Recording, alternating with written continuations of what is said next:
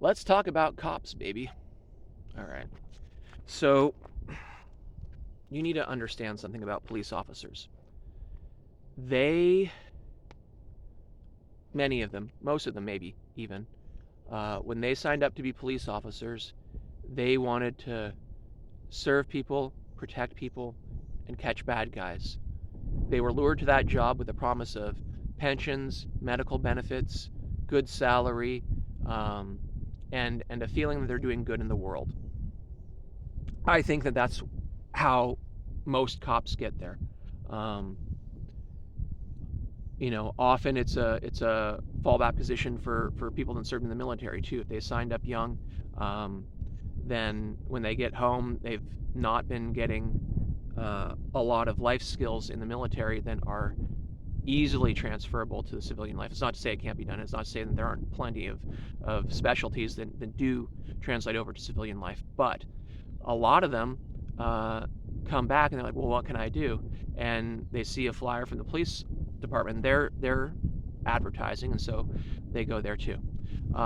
But by and large, people are there. I mean, you don't sign up for the military unless you believe in Team America, I don't think. So they want to serve too. So all these people are going in with good intentions, I think. I'm sure there are some bullies that just want to bully people. I'm sure that exists too. But here's the thing, that idealism um, uh, doesn't match the reality on the street. Um, they discover very quickly that they are revenue officers for the city or county that they work for, and they very quickly realize that all this law and order that the politicians keep passing, well, they're the ones expected to enforce it, and they quickly find out that there are a lot of things that they have to enforce that they don't like, they don't believe in, yet they're told that they must make people comply with these things. And because of where they came from, they feel very uncomfortable saying no. They feel very uncomfortable telling their boss, no, I'm not doing that. That's not constitutional. No, I'm not doing it. That just wouldn't be right. They can't utter those words without serious repercussions. Um, and that's a problem. They don't work for us. They work for the politicians who pay them. They don't serve us. They serve the politicians who pay them. Um, and that's not even getting into the bad apple syndrome or anything like that. That's not talking about the jerks that got in. I'm talking about the people who went there with a vision of, I want to do good in the world. So now they're stuck because when not only is their paycheck on the line immediately, but their earning potential down the road is also on the line. Because like I said, in their 20s, they weren't learning a different job skill. They got this. If they quit at 43 because their boss told them to do something horrible and they said no, or they got fired because they said, no, I'm not doing that. No, it's not my job to kick this old woman out of a house. That's not my job. That's not my job to do this, that, the other thing. They can't say no because when they leave, they've got nowhere to go. They've got no skill set. They're a 40-something-year-old man with no marketable job skills in the private sector other than security guard, and they just got fired for insubordination. You got to understand that the cops can't be your friend. Not in a real way like that.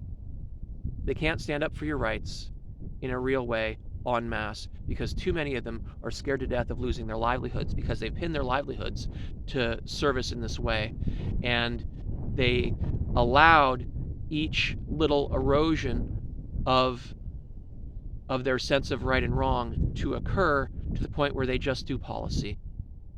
They hammer that in early in the process. It only matures and seasons with age.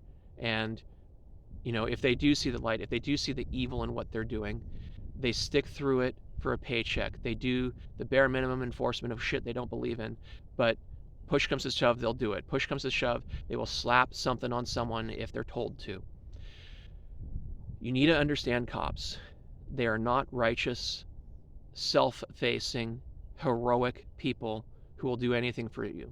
Some of them, absolutely, they'll run towards gunfire and save lives. Absolutely, there are people out there who absolutely got into it for the right reasons and have mentally prepared for certain scenarios in which, yes, they will step up and protect people. I'm not saying they're all bad at the core or they never started good. But you need to understand that they're not there to protect you. You need to understand that if they violate your rights, there's a good chance that the court system is going to back them up. You need to understand that they are not your friends, and that sucks because we thought we were doing the best possible thing, which is creating this colorblind protector to protect us while we sleep and look out for our rights and protect us from the bad guys. But what we really did through these systems is create Frankenstein's monster. He's strong. He'll mostly do what we say, but he kind of goes off the rails and we can't stop him. That's kind of where we are with this whole police idea. And that's where we talk about something else, which is that the police are an answer to the problem of people who don't want to take responsibility for their own safety. People who don't want to own the responsibility of maintaining and carrying and being proficient in a firearm. With responsible people carrying on the regular, there's very little need for a standing police force that's on call 24/7 to jump in and make the situation worse, right? I'm not talking or suggesting some kind of utopian vision where only perfect people have guns. The truth is, bad people get guns all the time, no matter how much legislation we do around it. And disarming the populace in favor of arming Frankenstein's monster is a really dumb idea. It's an abdication of our own responsibility to take care of ourselves and our families and our neighbors. One of the reasons people flock to cities is to pool resources and not have to worry about certain aspects of life. You don't have to worry about growing your own food. You don't have to worry about carrying your own gun. You don't have to worry about a lot of things in the city that a man living out in the wild would have to worry about a lot. Shelter from the cold. Cities are urban heat islands. I mean, it's much warmer in a city than it is out in the country at night. There's a lot that a city has to lure people towards it, and unfortunately, that comes with severe abdication of responsibility in a lot of fronts. It comes with severe limitations on freedom of movement, freedom to make noise, freedom to do a lot of things get curtailed when you have people stacked that tightly. And the police are one of our solutions to this. And in this day and age, I don't know that, getting rid of them right now is the thing to do. But I do know that we need to change how we look at policing. We need to change how we look at the cops. We need to recognize that they are not there to protect us, because they aren't. They're there to protect their paycheck, first and foremost. You got to know that. And they're not there to uphold truth. The Supreme Court has said that they're allowed to lie to you. They're not there to protect your property. The Supreme Court has said, oh, well, they can come on your property, here, there, the other place, and if you can articulate, some reasonable they can make all kinds of excuses. They can make stuff up and violate you with near impunity. And you got to know that.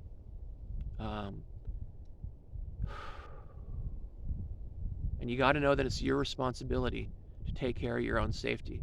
And I know that that's scary. because you don't want that responsibility. That's why that sounds scary and mean and evil, is because you don't want the responsibility of taking care of yourself. You want that to be someone else's responsibility because we live in a society or some nonsense like that. No, you're responsible for yourself.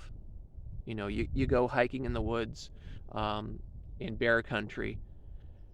You're probably going to want a firearm and some bear mace. I mean, you take responsibility for yourself when you exit the civilization, but then when you come back to civilization, you want to abdicate responsibility for yourself. That's not how that works.